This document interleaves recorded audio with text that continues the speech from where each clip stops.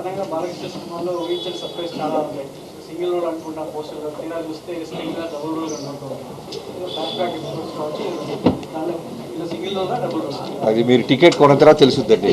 భలే అడుగుతున్నారు మీరు, ఎలా చెప్తాం? అంటే డబుల్ రోల్ అయితే నేను టికెట్లు కొనుక్కుంటాను. అలాంటి కేసుల్లో లాస్ట్ ఫైట్ అప్పుడు బాలకృష్ణ గారు గ్యాస్ ఫైట్ చేశారు. గ్యాస్ దీంట్లో ఎలాంటి వెపన్స్ ఇందాక అడిగారు కదండి, ఆ వెపన్ ఏంటండి అలా ఉందంటే దానికే డబ్బులు ఇస్తారు. అదే ఏ యాక్షన్ సీక్వెన్స్కి ఎలాంటి ఆయుధం వాడాలో యాక్చువల్లీ బాలకృష్ణ గారే ఒక పెద్ద ఆయుధం. ఊరికి అడ్జస్ట్మెంట్కి ఇస్తుంటాం తప్ప డైరెక్ట్గా ఫేస్ టు ఫేస్ వచ్చి నిలబడి డైలాగ్ చెప్పిన ముందుకు లెన్స్ ముందుకు వచ్చినా ఉన్న బ్యాక్ సైడ్ షాట్ పెడితే 10 మంది వెనక్కి వెళ్ళాల్సిందే.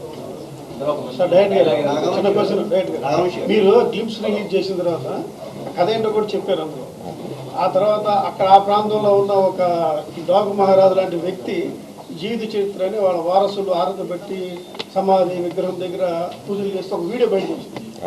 మీరు ఇందాక ఏదో కల్పిద్దాం అన్నారు, మరి అక్కడ అదే నేను కూడా మా టీజర్ వచ్చిన తర్వాత నిజంగా అక్కడ చాలా మంది డాకులు ఉన్నారు. ఒక ఇంటి కథ కాదు అది.